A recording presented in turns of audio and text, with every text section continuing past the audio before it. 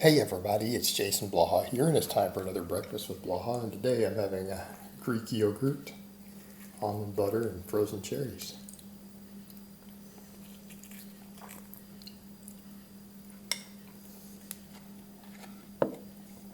Which is a nice mix, carbs, protein, and fat. Let's talk a little bit about this. Something I've kind of said in the past, and people don't always get, is that counting exact macros doesn't really matter that much for body composition and possibly even for health purposes. Meaning, when a lot of it gets looked at closely, not only are carbs and fat interchangeable, but the quality and exact types of carbohydrates and fat that you eat are probably more important than the quantities for a lot of our purposes for things like gaining muscle tissue recovery, insulin sensitivity. And again, this is something that gets overlooked with all of this. Again, people will talk about purely short-term body composition, in which case, again, macros don't matter that much, but the quality of them will affect you over periods of time. And here's the thing. We're looking at three factors with minimums with these. You can largely interchange carbohydrate and fat calories, right? For training purposes, health purposes, gaining muscle, losing fat, they're pretty much interchangeable. That's why I say it doesn't matter that you say, oh, I'm going to eat whatever grams of carbohydrate. This is my macros. It probably doesn't matter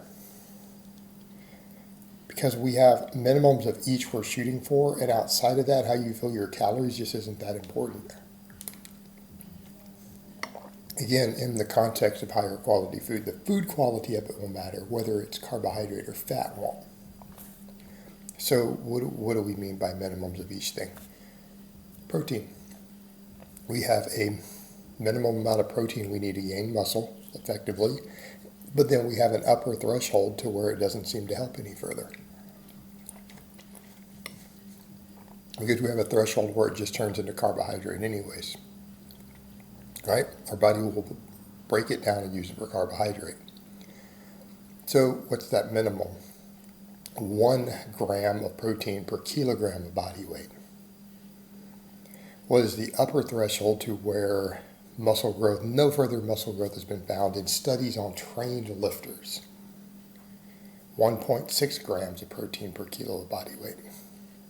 So what does that mean for someone like me who's around 100 kilos, actually like 218?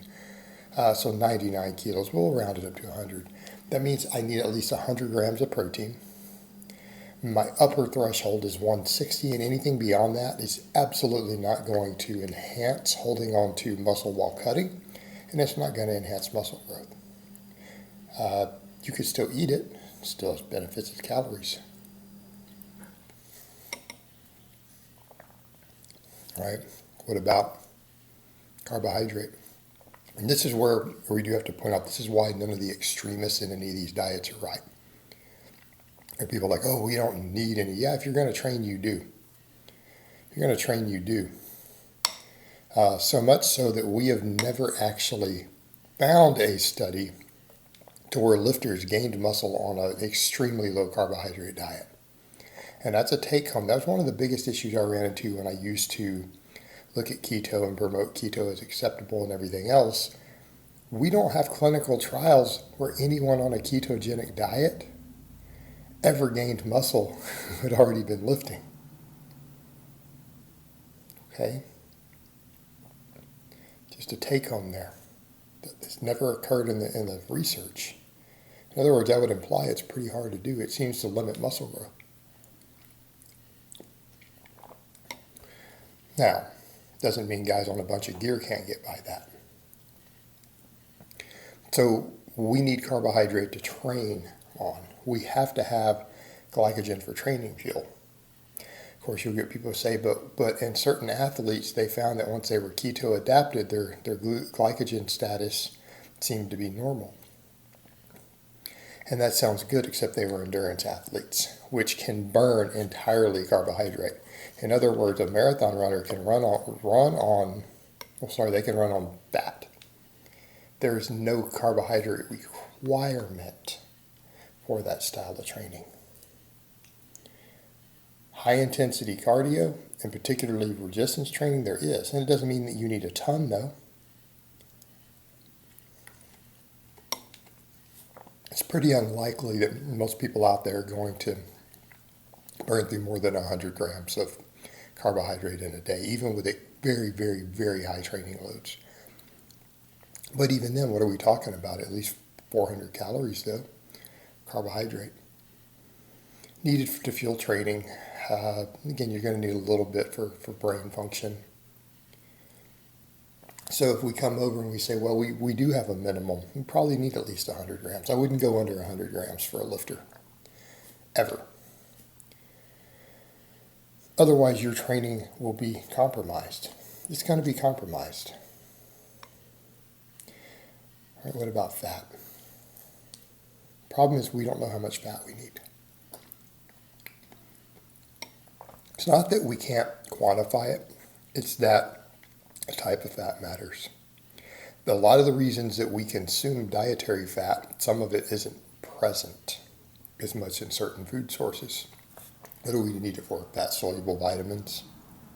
We need it to absorb fat-soluble vitamins. In some cases, it's our source of fat-soluble vitamins.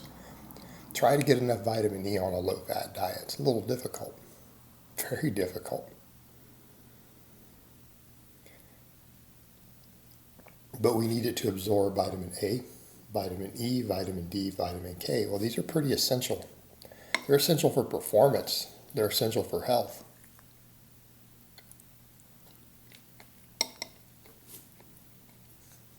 I've seen a lot of experts say, well, probably a safe bet.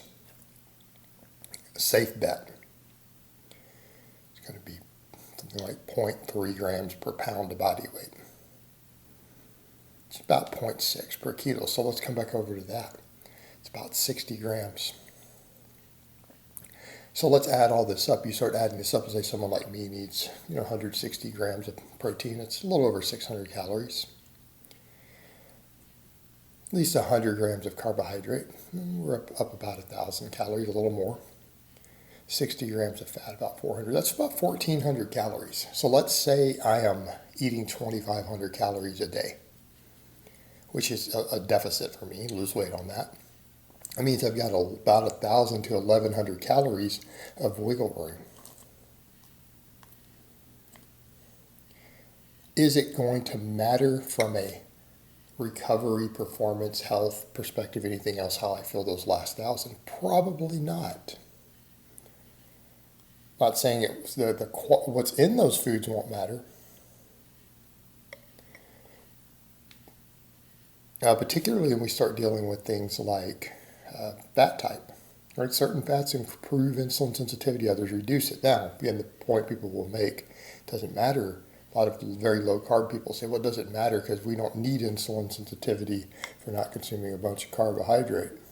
So it doesn't matter if we eat very large amounts of saturated fat. Except that you're lifting. It is going to matter. It's going to matter a lot. And we come back over to that whole thing of, well, if their carbs are already borderline too low and they don't have good insulin sensitivity, you're not gaining muscle. And we know based upon the larger reviews that people who lift lose more muscle on a ketogenic diet versus one that has carbohydrate in it. They lose more muscle. And we can look at these things and figure out why. By that same token, dietary fat goes too low, particularly things like polyunsaturated fats go too low. What else happens? Well, we don't absorb all the vitamins and minerals we need. We also don't have as good of insulin sensitivity. Again, we need that insulin sensitivity is pretty useful in the long term for gaining muscle. It's pretty useful, particularly for improved body composition. And I think that's what people miss in all of this too. They'll say stuff like, well, I'll try to do this type of macro breakdown to minimize body fat gain or whatever when bulking. When in reality, the quality of that food over the long term is what's going to affect things like insulin sensitivity. And that's going to be a big part of your key to that. right? Not whether it's carbohydrate or fat, just in isolation by itself that you're eating. All right, guys, but that's really all I have to say on that today. I hope it's been informative, and I will talk to you guys next time.